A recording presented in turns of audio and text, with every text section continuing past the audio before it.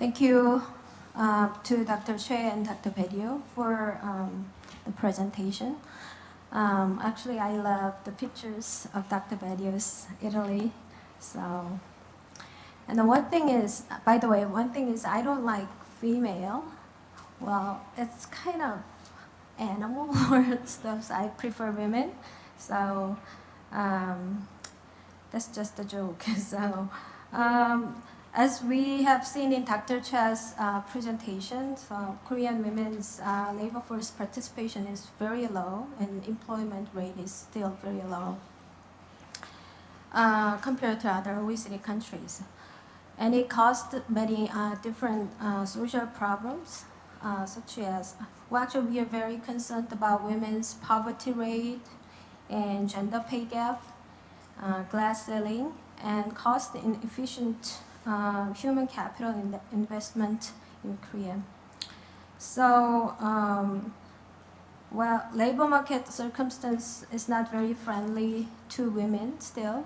So, and it generates low fertility rate in Korea, and then many women stops their career during their pregnancy or childbearing or childrearing period. So, the good news from now on is that now we look at these problems as social problems instead of personal problems.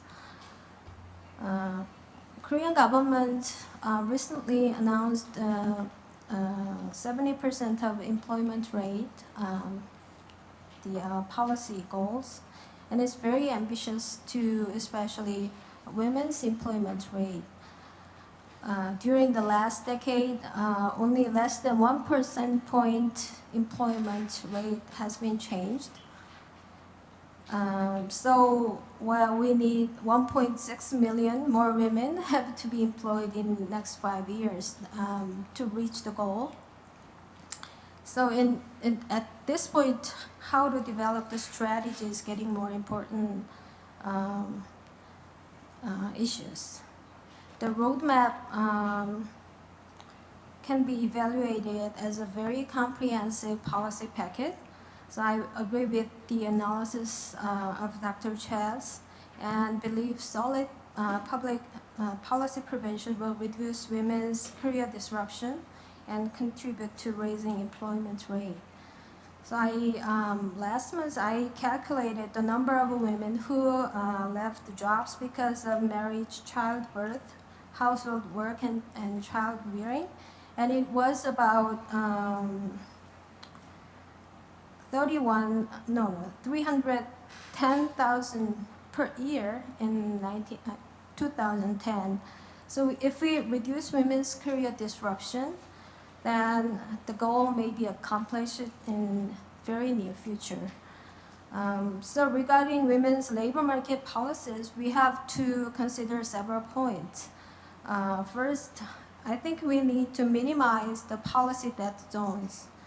Actually, child care leave or maternity protection is not effectively delivered to women in small and medium-sized enterprise. Particularly women as irregular workers do not utilize even maternity leave fully. We have 90 days of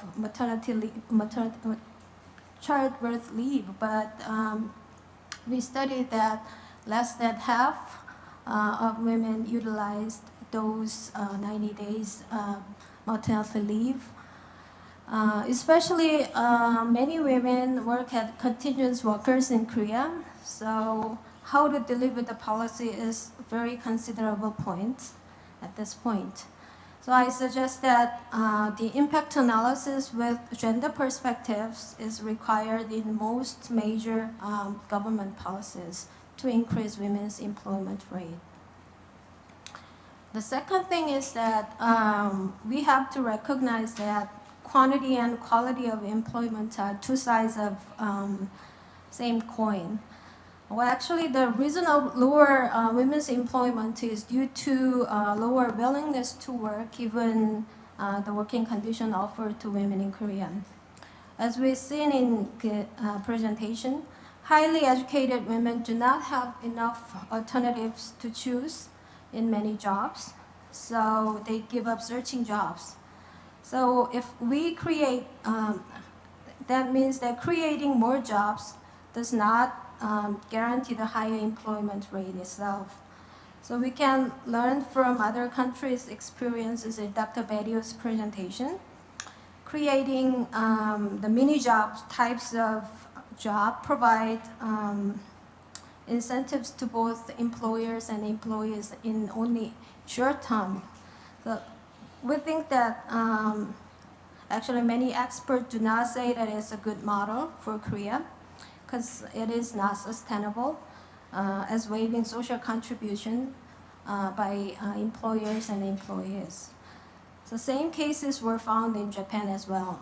So increasing gender segregation and wage gap is another bad signal to us if we choose mini job type of job creation.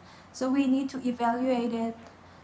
We need to evaluate pros and cons and choose the model carefully. Finally, I think cultural atmosphere is very important for women's employment. The ways of working at workplace, gender equality in domestic area, and social value about women's work and whole life courses are very critical. So while institutional infrastructure shows fast moving in Korea, cultural infrastructure is a bit slow. So I think men need to use childcare leave more and spend more time with their family and spend more time on their household chores. So in order to make this possible, I think reducing working time is very important in Korea. At the same time, increasing productivity and valuing work and life balance are important for both firms and employees. Now I know that Korean government is preparing amendment of several working arrangements. So I hope it works in the near future. So for that, industrial relations is more important than anything else for it. That's it. Thank you.